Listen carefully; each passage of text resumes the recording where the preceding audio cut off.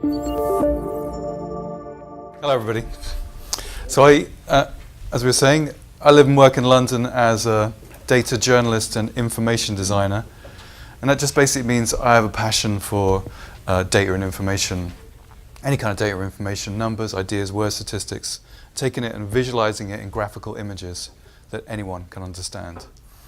And I like to go a step further and design that visualized information so that it reveals something interesting, or allows us to focus on what's important in the sea of data and information that surrounds us, or maybe drowns us. Or design it so that it tells a story, and that's the journalism part. And I think when you do that, when you gather data, you analyze it, you visualize it, and you design it, strange and interesting and even quite magical things can start to happen to data and information. So I'm going to take some stories and data stories from my book, Information's Beautiful, and I also had another book called Knowledge is Beautiful, and these all just containers for my passion for this kind of storytelling. So I'm going to just tell you some of those stories now. I'm going to start with a data set I think we can all relate to, or maybe we struggle to relate to, and that's billions. You know, what does $1 billion look like? What does $100 billion look like? $1,000 billion? These numbers are routinely circulated in the media, in company reports. 50 billion for this takeover, 100 billion for this war.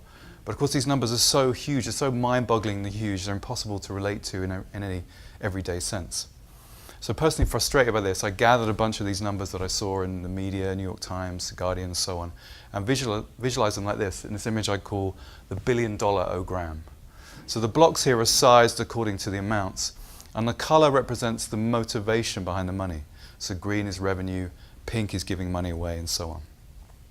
So when you take big abstract data points like these and you visualize them, you instantly have a different kind of relationship to them. You can literally see them. But more interestingly, you can start to see patterns and links and connections between data points that would otherwise be scattered across multiple sources, data you would never see together.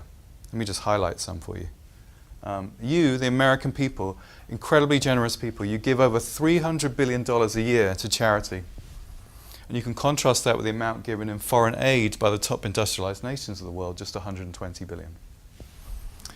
This huge block here, this is OPEC's revenue. And the little pixel in the corner is their climate change fund, 3 billion. And dominating the diagram, of course, is the total eventual cost of the war on terror, the Afghanistan and Iraq campaigns, 3,000 billion. And this was the predicted cost back in 2003 when the war was launched, just 60 billion. So when you're working with data and storytelling, the story often isn't in the data itself, it's in those gaps, in those connections, in those comparisons, those links. The story lurks in those connections. Welcome. And this data is sort of quite blocky and looks a bit like Lego, and we can use it as a platform now, gather these numbers, and I can use it to contextualize further numbers as they emerge, or numbers that are so huge we can't get our minds around them. Like, for instance, the cost of the financial crisis, 2007, 2008 financial crisis. I could add this to this diagram to get a sense of that cost. And I add that now. Oh, there it is, 12,000 billion. It dominates the entire diagram. But even that number today is dwarfed by the amount we've discovered has been sheltered in offshore tax havens by the world's elites, the world's richest. It's estimated to be about 22,000 billion. So, you know, these numbers are emerging all the time in our lives, in the paper, and they're just isolated numbers that make no sense. So connecting them, visualizing them, contextualizing them allows us to just get a better relationship to start to understand. I did a similar image for the US government spending. This is US government spending, combined state, local, and federal, just to give a sense of what is spent, what the government spends here. And you can see, you know, education, pensions, healthcare, and debt comes in around about 1,000. They're all in roughly the same size chunks. But I look at this and I think, well, I don't fully relate to these. It's still in billions. It doesn't relate to me as a person. So I wondered if I could bring this data down to earth. So I came up with another metric, same numbers but converted into a metric I more readily relate to, which is how much the government spends per person per day on these various silos. And you get a different picture now, and you get a number that you can more relate to. Like, I struggle to relate to what I spend every year or every month, but I can definitely know how much I spend every day. That's a number I can more readily relate to. So that health figure, that 1.4 billion, translates to about $12 per person per day. Yep. Space, just the awesomeness of NASA just costs 16 cents a day. So wherever possible, try and create an image that use a visualization to bring the data down to earth and make it more readily relatable to. And there's not a lot of visualization here. I've just used some icons, and in the final image, it looks more like this. It's a flow diagram. It's an information map, and you can search it, make your own discoveries. They're more memorable when you make your own discoveries. This is just federal spending, by the way. So when I create an image like this, I really feel like a true journalist in the sense of being a member of the media, as a sense of mediating between the vast seas of data and information on one side and everyday life and everyday understanding on the other. So one of the utilities of visualization. Another is, and I have a lot of fun doing this, is using visualization for analysis, revealing the patterns in the data to see what stories might be lurking. You don't know always what's in your data and information, and visualizing can unveil it. I worked as a data journalist now, but before I was into data journalism, I worked as a print journalist. I worked for the New York Times, a little bit for the New York Times, The Guardian, and so on.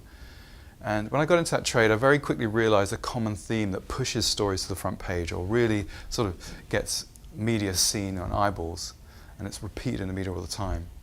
And it's a pretty obvious theme. Fear. Fear is a great story for the press. So I wonder what a timeline of the world's biggest media-inflamed fears might look like.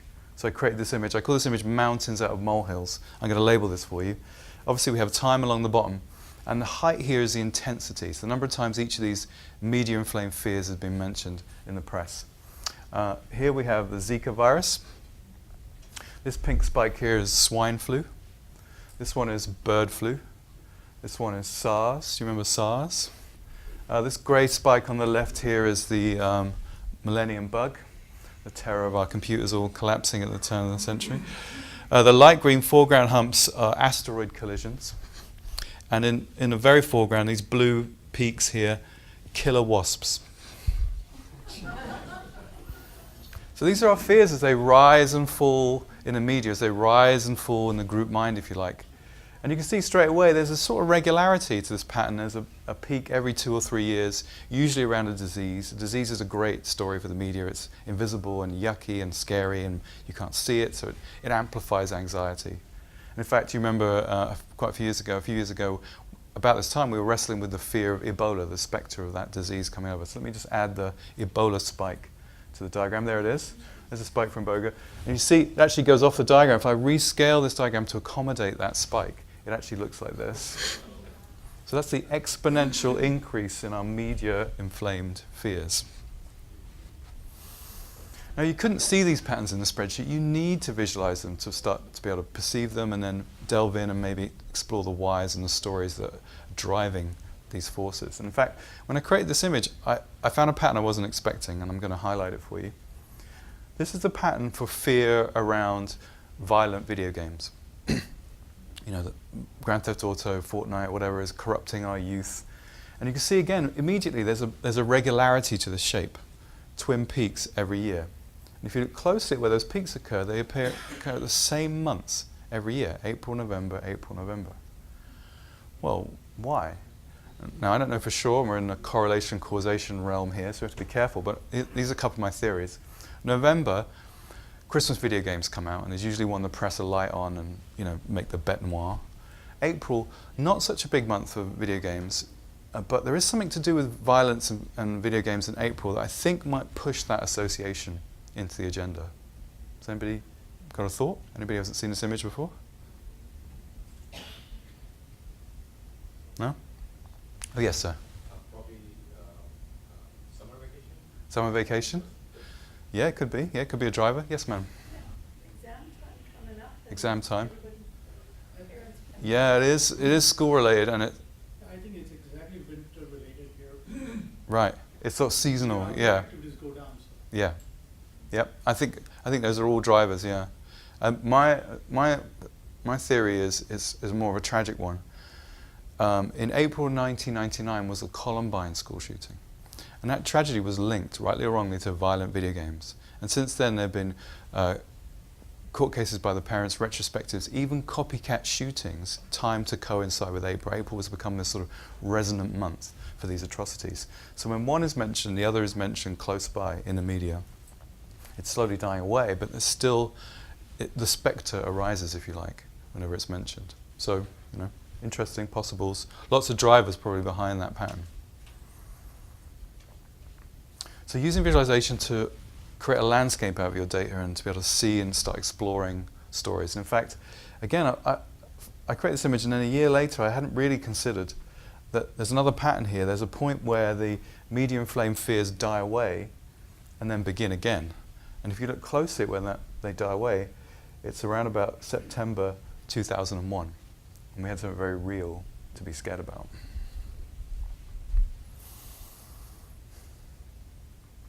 So landscapes of data, exploring, these are the metaphors I like to use, turning it into an object, an experience. I'm going to show you another landscape of data now. This next image went a little viral, so some of you might know the answer. So if you know, don't say, and we'll test everybody else. I want you to try and guess what this next data set is. There's something that peaks twice a year, once around about Easter, and then 3 or 4 weeks before Christmas. Has little mini peaks every Monday, but then flattens out in the summer.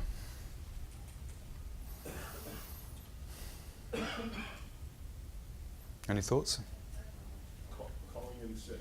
Calling in sick? You might want to call in sick, yep, that's not far off. Yep, it's a kind of sickness, yep. Yep, yeah, it's close to flu, so some of the symptoms of flu, yep. Not far off. Pregnancies, let's hope there's not a pregnancy involved. It's actually, yeah. It's actually most common breakup times, according to Facebook status updates. We scraped hundreds of thousands, completely anonymously and legally, scraped hundreds of thousands of Facebook status updates. This was the pattern we found in the data. A mysterious peak around April Fool's Day. What did you do? Mondays, I think people come out bad weekends and update their statuses. Summer, you want to be young, free and single for the summer, right? A little clear out there. And the lowest day of the year, of course, Christmas Day. Who would do that? Well, somebody would, because it's not actually 0. We're creating so much data now, you know this. Every hour, every second, every millisecond, Facebook, Twitter, a huge volume and variety of data. It can feel overwhelming. But if you're the right kind of question, the right kind of inquiry, the right kind of curiosity, it can actually be a boon. It can unveil gold in those hills. And the ubiquity of data has led to this phrase. I'm sure you've heard it a lot. I hear it a lot in my profession. Data is the new oil, this new kind of ubiquitous resource, a fuel we can use to power our businesses and our innovation and so on. And I think it's a good metaphor. I would adapt it slightly though. For me, anyway, it feels like data is more like a new kind of soil, like it's a new kind of material, a new type of matter. And it's the soil, if you can dig through it and if you treat it in the right way, and visualizations, infographics, understanding, it's like flowers that can bloom from this soil. We have a name for this soil, this oil, of course, big data. I'm sure many of you work in that realm or have been subjected to that experience of handling vast amounts of data. And I avoided using this phrase, big data, for a long time. It was a bit buzzword and I didn't quite know what it meant exactly. Then I realized my error. Big data is a noun, but it actually describes a process of engagement, a relationship with data and information. It's actually a verb, and it's a process that involves all these steps, the gathering and handling of large amounts of data, the structuring and examining of that data, the analytics piece, then the discovering something about that data and information, and then delivering it back into your teams, into your organizations, to your customers, and so on, communication and delivery. I've drawn a line in the diagram here because I meet a lot of companies and organizations that are circling around the top half of this diagram. They're hoarding huge amounts of data. They're doing the token analytics, but they're not really getting through to this level. And that's where the data journalism, the data science comes in to penetrate that level. And those two trades are similar, and one thing they have in common is they always start with a hypothesis or a question or an inquiry and use that as a thread through the data and the information. So a lot of the work I do and a lot of the work I'll show you today begins with a question. So a question like this, for example. Do horoscopes all just say the same thing? I don't know much about horoscopes, but that's the rumor. So I scraped about 80,000 of them and did a word frequency analysis on horoscopes to see if they say the same thing. And I visualized them in this chart so you can see for yourself if there's some similarity between what's said. Now, the red words here are strongly unique for each star sign, statistically speaking. So Taurians, any Taurians in the room at all? Yeah, one at the back there. You are open, but you worry a lot, apparently. According to the data. Any Virgos? Yep, a few hands going up. You are totally perfect, it says here on the data. There we go. If you're curious about scraping, I've been talking about scraping a lot, I'm sure many of you know. That's just writing a script, usually in Python, that automates the gathering of data. We did Yahoo's database, which had a very nicely structured URL structure, but it had anti-hacking countermeasures. So if you ping their server too much, it bans your IP address for a week because it thinks you're hacking the site. After 3 weeks, we found a frequency that didn't trigger that effect, and it's 1/10 of a second in case you're doing any scraping. And we gathered it all in here, and then I was able to structure and visualize like this. But then I looked at this diagram and I thought, hold on, I can go a step further. I've got the most common words across all star signs. I could take the most common words of those and make a single prediction that would apply to every single star sign every single day of the year, like a meta prediction, a meta horoscope. So here it is, the most common words of those. Whatever the situation or secret moment, enjoy everything a lot. Family and friends matter, keep making love. The world is life, fun and energy, may be hard or easy, but just change your mind and a better mood comes along. There you go, you need never read a horoscope again, if you do at all. Now, I was just playing, this was like a fun little side project. I just got caught up in the idea. But what's interesting is that in the process of playing with this data, I learned how to do scraping, I learned how to do word frequency analysis, I visualized the chart, I did the further analysis. So I picked up a load of data skills in the process of play that I can now use in more serious work and business and so on. So playing with the soil, playing with with data, it's a great way to learn how to handle it, to get confident with it, to teach yourself new techniques and tricks and skills, which you can then relay to your customers and teams. And if you're confident with data and information, they will be confident in you because you'll emanate that. So play is a great way to handle it. And I don't mean play in a frivolous sense. I mean like open-ended, experimental, courageous, creative, that sort of play. It's a lot of fun playing with data. But data and information isn't always, I'm sure you've had this experience again, like it's not always interesting. Sometimes it's kind of boring. There's not much going on in the data, or you already know the answer. You know the answer to the question. But even that you can work with and sort of expanding your mind. Even an obvious question sometimes has an unobvious answer. I can start with something quite obvious. Who has the world's largest military budget? Yeah, USA. There it is. Nearly $600 billion a year. And there are the other biggest military budgets of the world, just for context. And that number is so huge that it can contain 7 of those budgets inside itself easily. And they're what the rest of the world spends on the military. And there's another number for context. Now you might see that number and you might literally see red. It might chime with the political view you have of the states. They spend too much on the military, it's a military industrial complex or whatever. But is it true that America has the world's largest military budget? Because you have to take into account the fact that America has an enormously, fabulously large economy, disproportionately huge. It can easily contain the other 2 biggest economies inside itself. So its military budget is bound to be massively, disproportionately huge. So to be truer, to be fairer, we have to modify our question. We have to normalize the data, if you like, and say, well, who spends the most on the military as a percentage of their GDP, a percentage of their output? When you do that math, you get a different picture. These other countries spring into view. We couldn't see them because we were focusing on this big number, this headline number. And the USA drops to 19th. There's the 19th biggest military budget by this metric. So, we live in a connected world now. We can no longer take a single data point and claim truth. You have to connect it up with other data to build a richer, truer picture. And you do a similar thing with armies. Who has the biggest army? China? Yeah, China, yep. Yeah, there it is, 2.3 million strong, and they're the other biggest armies of the world. And again, that number might chime with the political view you have of China. It's got territorial ambitions or whatever. But again, China has this enormously, disproportionately huge population. So we need to normalize this data. Who has the biggest army as a percentage of their population? Let's do that maths. Again, these other countries spring into view.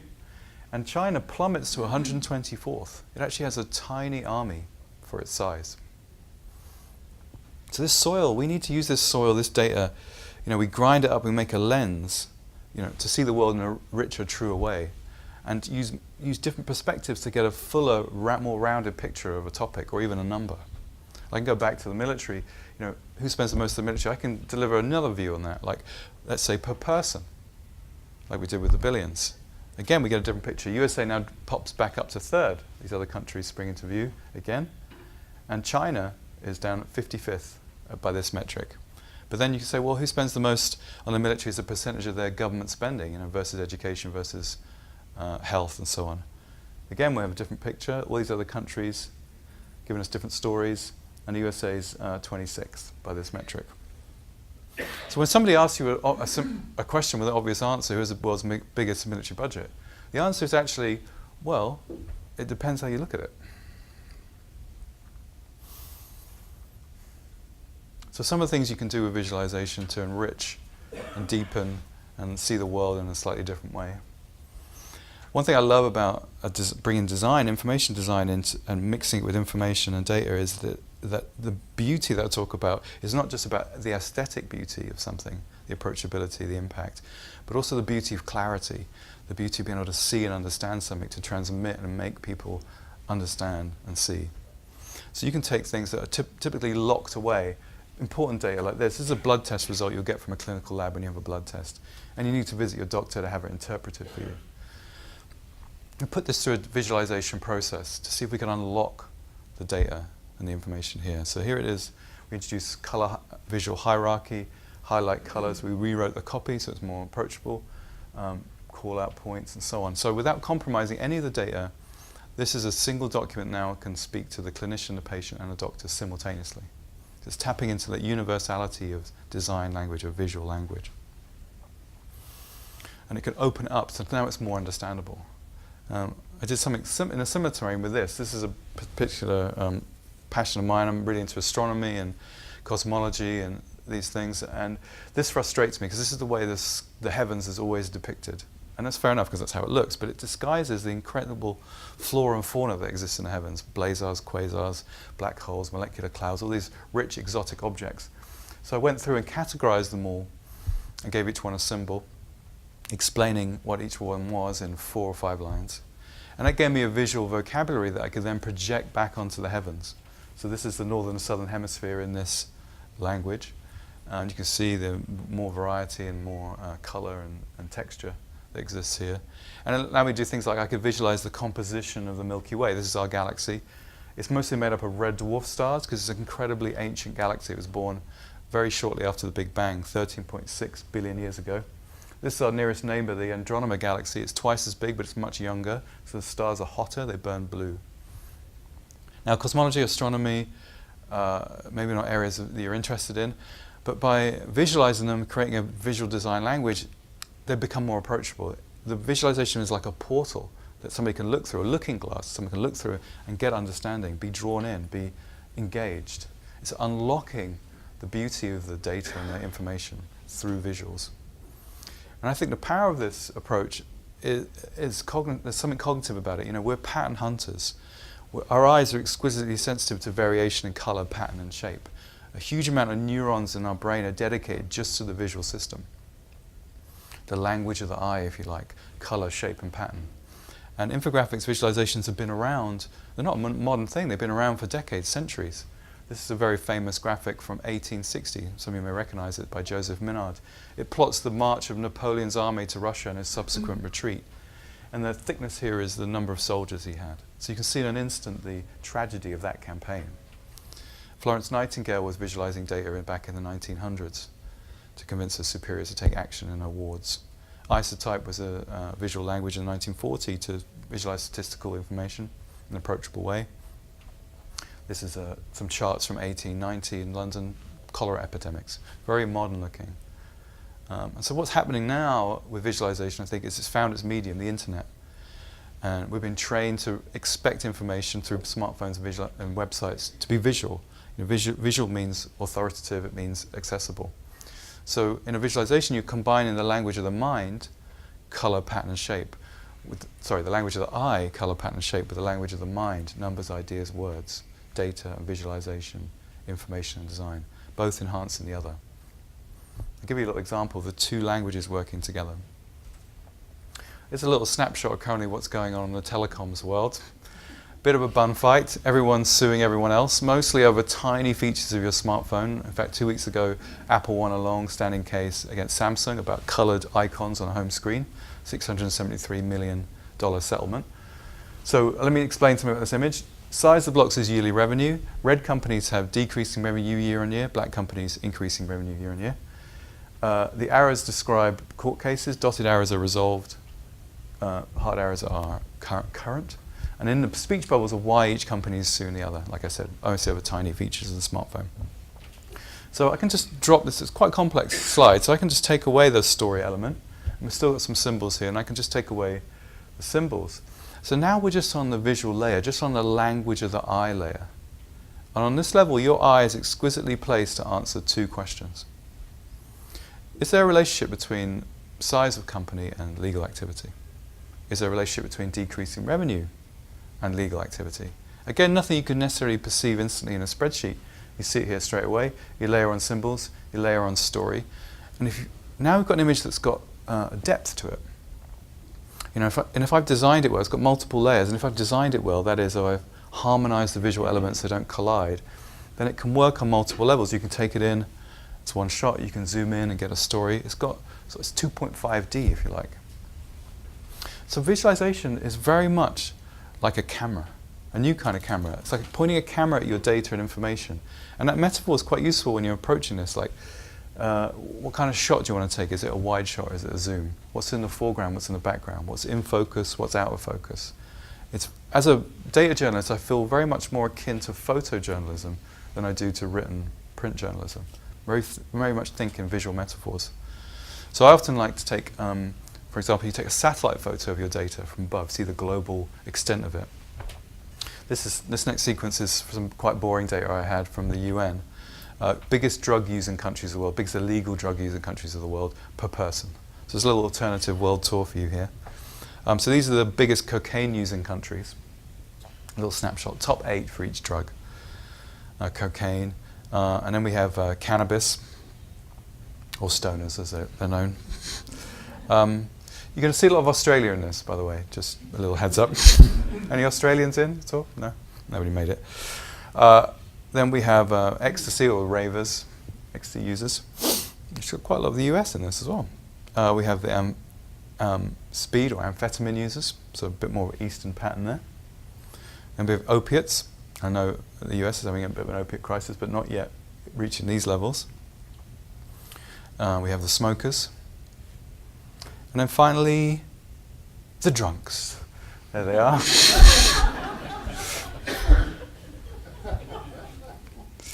So, you know, you don't have to show all your data. You see it from above, but you don't have to show all of it. Sometimes the story's in a layer. You're just in a little layer of the data. So, you know, seeing from above, mapping it, that's an obvious way to do it. But you can also do like a conceptual overview, so you can link information and notions together in a visual sense from above. Something that birds, pigs, and humans have in common.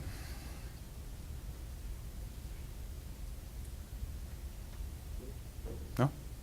Somebody said it much earlier, but it's actually flu. So, you know, all the different types of flu: swine flu, bird flu, H1N1, H5N3. You know, again, these pop up in the media periodically. Should you be alarmed? How do they relate? I was struggling, so I created this image to try and help me understand how they all relate. The larger they are, the more deadly they are. That was one reason I created. The other reason is it gave me an opportunity for an amazing pun. You ready? You sitting down? I call this image influenza. No? Any? Oh, come on. A graph joke before 10 in the morning. It's got to work. Influenza, thank you. I think conceptual overviews are good. You keep seeing my emblem. The emblem comes from an image that I created. Again, there was a question behind this. Do any colors mean the same thing across cultures? Is there any cultural consistency? So we did a big study, loads of different notions, concepts, loads of different cultures. Only found 4 colors that were universal across cultures. Anger is universally red, as is passion.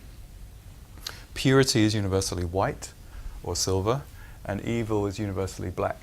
And apart from that, no comparisons whatsoever. So conceptual overviews up, and you take this camera, and then you can sometimes you can zoom, you can crash zoom into a bunch of statistics or a small set of numbers that can reveal a lot about a world. This image I created around the time of Twitter's IPO, I think 4 years ago now. They had to submit all the documents, and we saw their user figures. They said they had 283 million active users at the time, but how many of them were active in the traditional sense? And we've seen that Twitter has struggled as a business. I think it's on the up now, which is a good thing. They're recovering. So, zooming. And then you can also go wide. Sometimes you want to see all the beauty and splendor of your data and information. Reveal its structure, see it all in its richness. And that's great too, if that's your goal. This next image I didn't create, but I wish I had. It's by Nick Berry of Data Genetics. The data comes from data breaches, unfortunately. But it's useful because it allows us to perceive patterns in people's choices, and in particular around 4-digit PIN numbers. If you give people the chance to choose 4-digit PIN numbers, this is what they choose. This is a heat map, obviously, and we have the first 2 digits along the side and the second 2 digits along the bottom. And this diagonal line is people using double digits, 23, 23, 55, 55, and so on. This line is the 19 line, and people using their birth year, 1948, 1963, and so on. And this heat in the bottom left is people using their birth date in a month day format, so it doesn't go over 31. It's just kind of embedded here. So this is an emblem of our predictability, if you like. And 3 numbers arise out of this data set as the most common. 1, 2, 3, 4. 4, 3, 2, 1. And 2, 5, 8, 0. Why 2, 5, 8, 0? Yep, so straight down the middle.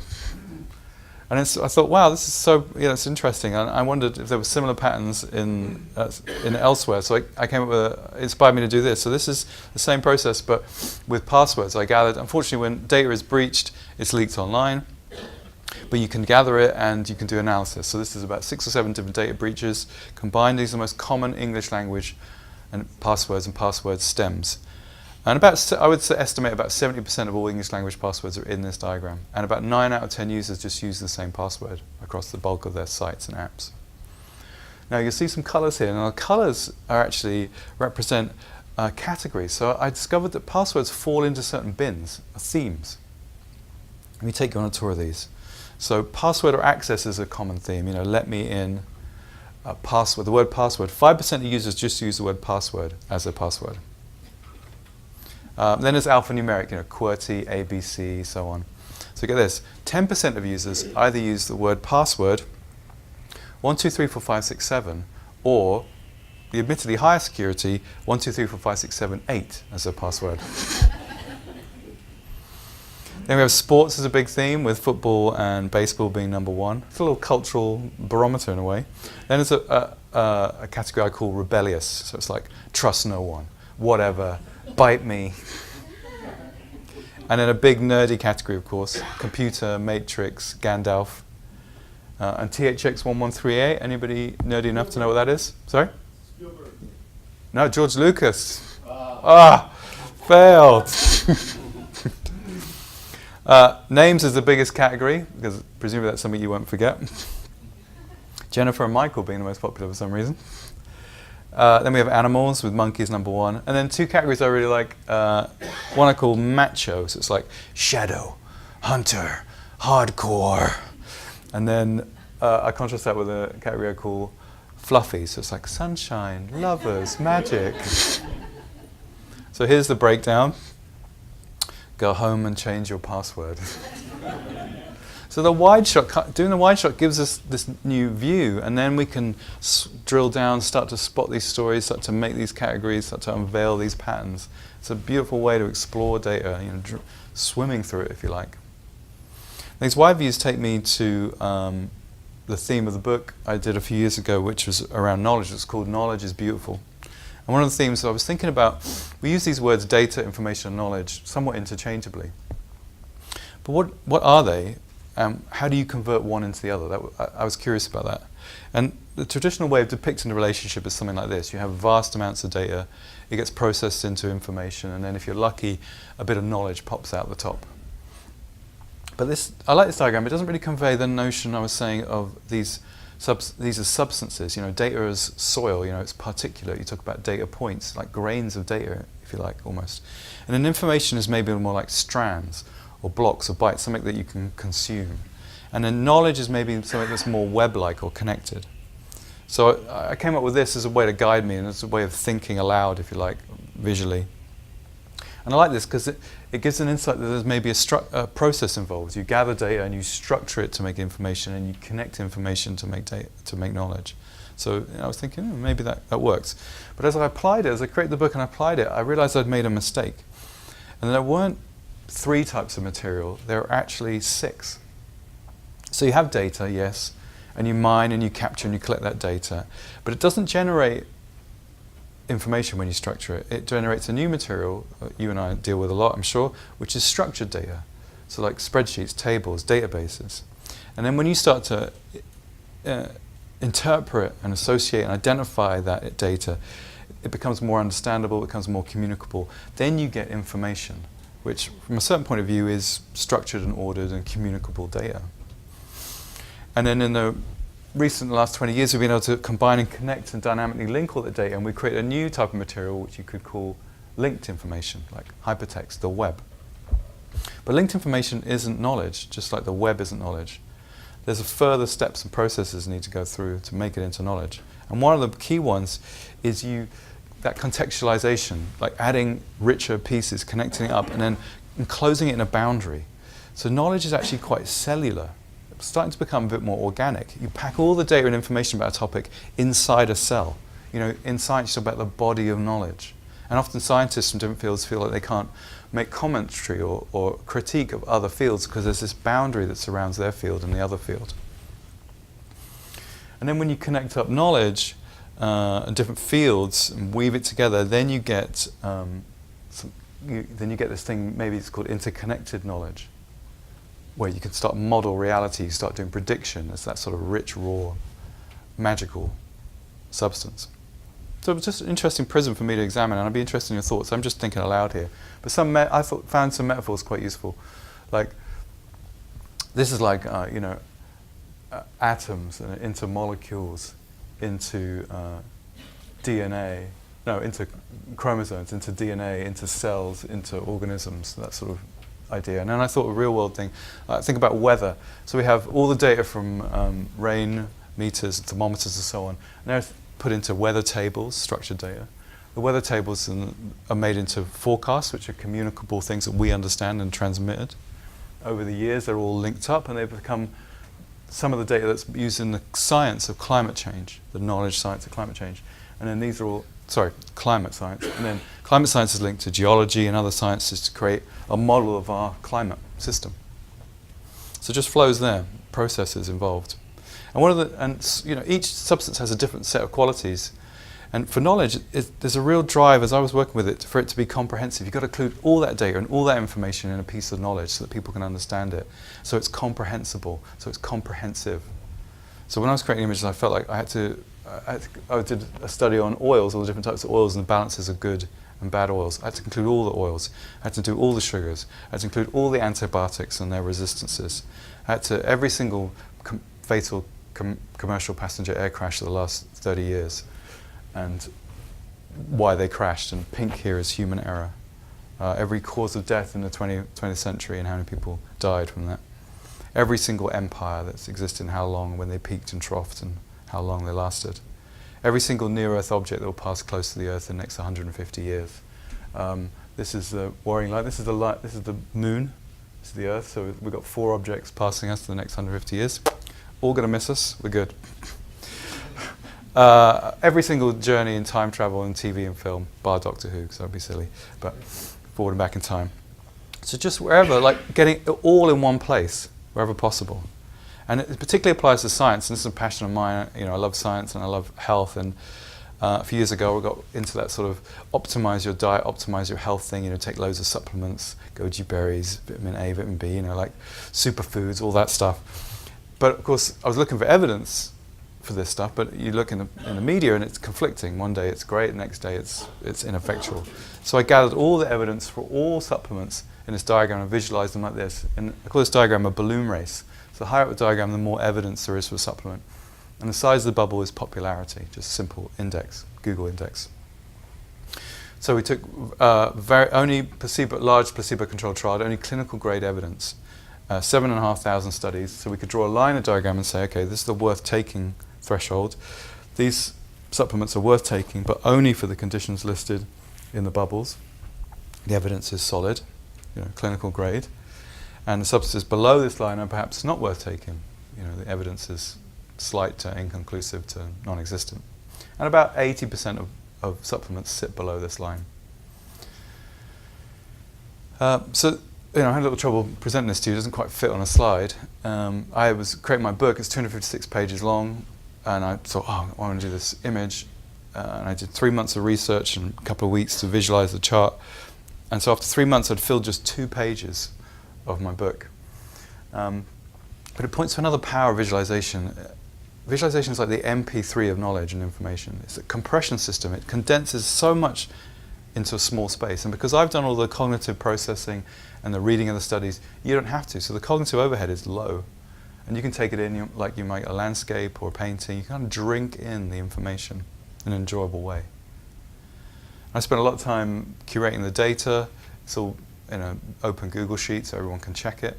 But it's become a platform now. So I can build things on top of it, such as interactive tools. And interactivity is crucial for really being able to do that swimming and exploring and discovery piece in data and information. So here's the interactive version of that chart. It spawns itself from that data sheet, so whenever new evidence comes out, I can quickly just update it. And now it's user-centric, so a user can explore based on their use. Show me about diabetes, anything effective for diabetes? Okay, so there's one thing there. Or maybe cancer, is there anything that's worth exploring for cancer? You roll over the bubble, you get more info, click on a bubble, takes you to the study. Use a similar approach for data breaches, this scourge in your industry, I'm sure, and in every industry at the moment. These are the biggest ones of the last few years. And here you can filter by industry or sector and by type of leak. We can look at healthcare, and we can find stories here. So you can look at the healthcare sector. 2009, 2010 had a very bad time. And now it's healthcare insurers that are getting hit. So there's a pattern there to be found in the tech world. So you can filter, find your own stories, explore the data, and keep it alive. It's like living data. You can also use interactive visualizations to explore topics. A bit like the military budgets, you can kind of rotate a topic visually, see it from different angles. This is the Internet of Things. These are the biggest players, and it's a set of visualizations that prime you up, give you the key info you need on a given topic. And visualization really works interactively on topics that are hard to understand, already deeply interconnected. I applied it to the Middle East, which is an area I really don't understand. So these are the key players of the Middle East, and this opening state is meant as a bit of a joke to show how it defies a simple solution. But black lines are hate, and pink lines are love, and dotted lines are complicated. And so you can see for yourself the thicket of relations, and you can roll over and see why each player hates the other and so on, or loves the other. So it's a living piece of context. And again, it's plugged into a sheet, and we can keep updating it. It's a very dynamic environment. So you can just apply this lens to anything, and that's the fun of it as well, because you never know quite what it's going to reveal. I'm a big movie buff.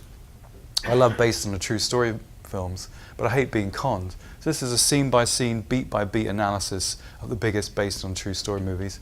Red here is false, and green is true, and the in-between colours are true-ish or false-ish, depending on the pedantry setting you've set in the app. So here it's set to, come on, it's movies. You can go, I can bear a little bit of dramatic license, or just know only the absolute truth, black and white. And we can use this to see what has been the most false film of recent years. Let's have a look. Oh yeah, The Imitation Game. You see that? Good film, huh? Basically made up from start to finish, pretty much. Here you browse scene by scene. You see what the movie says and what the reality is. It's all double sourced. Yeah, it was a long weekend, that one. Sometimes you just have this idea and you just kind of roll with it, and oh my God. But it was worth it. It lives online now. It's a little watering hole for those that want truth.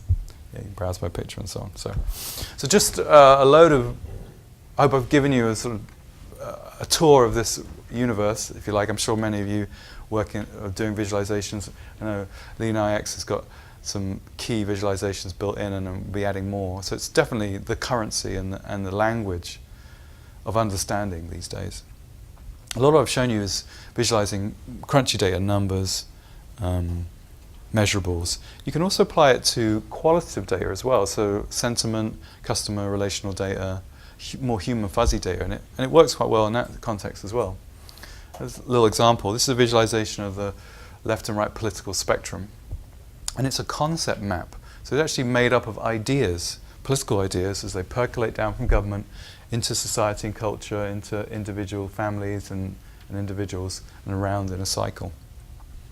And it's useful. I created this really to sort of support my own understanding of this, because I've got a rough sense of left and right, but through contrast and comparison I could start to tease out some of the differences, which I think is helpful. You know, like on the left it's all about fair trade, for example. On the right it's about free trade, you know, important concepts. On the left, the goal at the heart of the left is personal freedom. The goal at the heart of the right is economic freedom. So there's subtle differences there. And it's useful because sometimes both sides use the same words, but they mean different things. Like equality on the left means a level playing field for everybody. Equality on the right means opportunity for everyone. So subtle difference. Equality on the left is freedom on the left is freedom from power and abuse. Freedom on the right is the freedom to achieve or fail. So both sides stand for equality and they fight for freedom, but they're standing and fighting for slightly different concepts. And so that's maybe sometimes where the conflict comes in. And I have to admit, I did feel a little conflicted making this image. You know, I'm a journalist, I write for The Guardian and so on, and you know, I noticed as I was creating this image, I really wanted this side to sound better than that side. And it was creeping into my process, but I couldn't let that happen. You know, I would have created something that was visibly lopsided, biased. So as part of my process, I had to really step into this side and acknowledge somewhat uncomfortably how much of myself was actually in this side. But it wasn't too uncomfortable because ultimately I was just looking at an image. If somebody was telling me their political views, I might feel like I have to defend. You know, whoa. But something unthreatening about seeing political views. You know, I can see it, and I don't have to agree with it, but I can see it. You know, it's a clue in the language. When you say to someone, "Oh, I see what you mean. Oh, I see where you're coming from," you're telling them somehow you've cognitively visualized their viewpoint, and you can relate to it. So something about seeing and relating and understanding and visualizing kind of comes together. And maybe there's a role for visualization to play in these polarized domains, in these places where we find it struggles to talk and meet and understand. Just a thought. So many new ways of visualizing data and information. I really see this approach like a language. It's a good way to think about it. And the different forms of visualization, they're like the words of that language. And you already speak this language. You probably see these words and speak these words every day. You know, this is the common parlance, if you like. And one of the things that's happening in visualization is that vocabulary is expanding. And on top of that is that need and that demand for the modern sensibility of color and design. You know, we're all looking at smartphones and websites, and the point now where beauty and the level of design and quality is interlinked with authority. You know, the more something is designed, the more it's convincing, and the more it's impactful, and the more it's has authority. So anything you create visually has to reach a certain standard now to be authoritative, to be even paid attention to, you could say. So I thought I might end, and maybe this is useful, just what I think might work, what might make a good visualization. There are 4 elements. 2 of them are obvious, the 2 of them are sort of less obvious. So obviously you need good data and you need good information. And you need some kind of design or visualization, some kind of execution. But there are 2 elements that glue these things together that aren't so apparent, they're more implicit.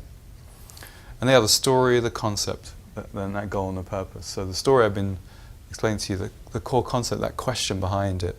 And the goal is like what are you trying to achieve, and it allows you to sort of limit your choices in a creative way. So you don't, you know, data and information is endless. So the goal gives you some parameters to sort of limit so you don't get lost. And each one contributes something.